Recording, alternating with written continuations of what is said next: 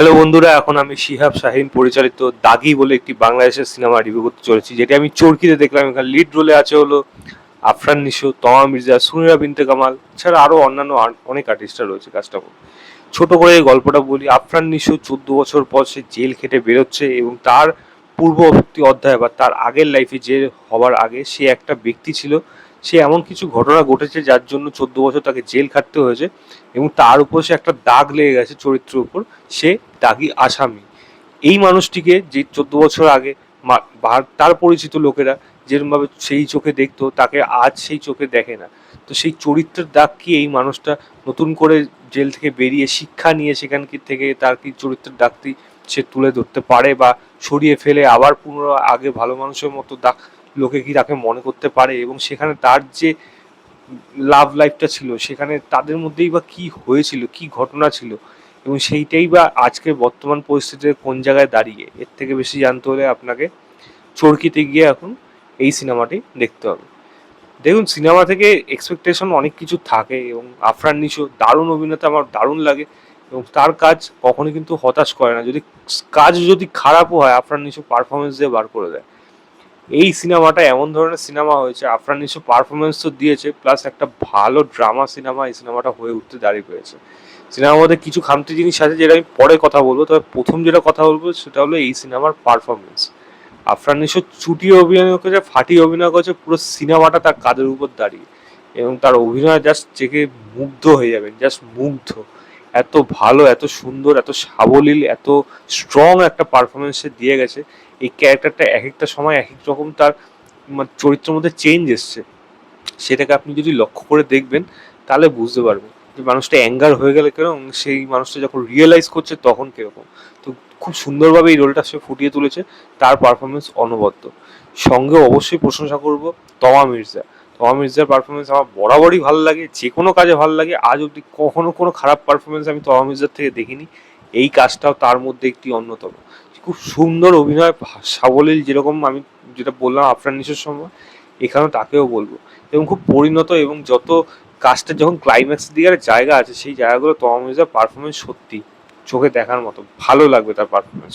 সুনেরা বিনতে কামালের পারফরমেন্সও আমি প্রশংসা করবো, কারণ এই মেয়েটি কথা বলতে পারে না, সেরকমই একটা ক্যারেক্টার, কিন্তু এত সুন্দর, এত সুইট, এত এই মেয়েটার প্রতি না আপনার একটা ভালো লাগা লেগে যাবে। কোথাও না মেয়েটাকে ভালো লেগে যাবে। এই ক্যারেক্টারটা যদি বাস্তবে এরকম সত্যি এরকম ধরনের মানসিকতা যদি সত্যিই হয়, তাহলে কিরকম হয়, যেন একটা উপন্যাসের নারীর মতো ওরকম টাইপের একটা ক্যারেক্টার সে শুনে কিন্তু এই রোলটা পেয়েছে। সে কিন্তু বেশ ভালো অভিনয় করেছে। সাপোর্টিং কাস্টে যারা, রাশেদ মামুন অপুর কথা বলি, রাশেদ মামুন অপুরকে না এই কাজটার মধ্যে বিশেষ করে ভালো লেগেছে পারফরমেন্সের জন্য। তার সে তো বরাবরই ভিলেনের রোল করে থাকে, এখানেও সে করেছে, কিন্তু তার পারফরমেন্স কিন্তু ডেফিনেটলি এখানে ভালো লাগছিল, এবং ভিলেনের যে সাইডটা দেখানো হয়েছে সেটাও ভালো। এবং বাকিরা শামসুজ্জামান বা যারা যারা রয়েছে এখানে সাপোর্টিং কাস্ট প্রত্যেকেই ভালো। বাবা ছেলের একটা সম্পর্ক রয়েছে, আফরান নিশো তার বাবার সাথে, সেরকম সুন্দরভাবে কিন্তু উঠে আসে এই গল্পের মধ্যে। মনোজ পারানিককে আপনার অল্প ছোট্ট পজিশনে দেখতে পাবেন, সেখানে তার পারফরমেন্স হলো, পারফরমেন্সে এই সিনেমাটা ভরপুর। সিমিলারলি এখানে শিহাব শাহিনের প্রশংসা করবো, সে ড্রামাটাকে যেরকমভাবে মেনটেন করেছে পুরোপুরি গল্প শুরুর থেকে শেষ অবধি আপনাকে কিন্তু হুক করে রাখতে সক্ষম হবে। এবং আপনি যদি ক্যারেক্টারটার মধ্যে ইনভলভ হয়ে যান, এবং তখন যদি এই মানুষটার সাথে যদি জার্নিটা আপনি এনজয় করেন বা আপনি যদি ফিল করেন, তখন গিয়ে এই জিনিসটা ভালো হয়। সেখানেই কিন্তু ডিরেক্টর রাইটারের প্রশংসা। আফরান নিশোর সাথে এখানে একটি মেয়ে রয়েছে, সেই মেয়েটির সম্পর্ক যেখানে দেখানো হয়েছে কতটা সুন্দর ইমোশনালি সেইটা ট্যাকেল করেছে, এবং পারফরমেন্স সেরকম, কিন্তু ডিরেকশন ডেফিনেটলি ভালো ছিল। মিউজিকের কাজ বেশ ভালো হয়েছে, প্রশংসা করার মতো, এবং যেরকমভাবে সেগুলোকে উঠে আসে সেগুলো কিন্তু শুনতে ভালো লাগে। এবং ক্লাইম্যাক্স, সেই জায়গাটা যেই যেই জায়গায় গিয়ে বা যেই বার্তাতে গিয়ে জিনিসটা শেষ হচ্ছে, সেইটাও কিন্তু আপনার মন ভরিয়ে দেবে, ইমোশনাল করে দেবে। এবং অন্যান্য টেকনিক্যাল ডিপার্টমেন্ট যেগুলো আছে সেগুলো আমি বলবো ঠিকঠাক কিন্তু এই সিনেমার মধ্যে করে গেছে। আরও অনেকগুলো দিক আছে সিনেমার মধ্যে কিন্তু উঠে আসে এই ক্যারেক্টারটার উপর বেস করে, কারণ আফরান নিশো ক্যারেক্টারটা ইটসেলফ একটা আলাদা গল্প এরকম মনে হবে।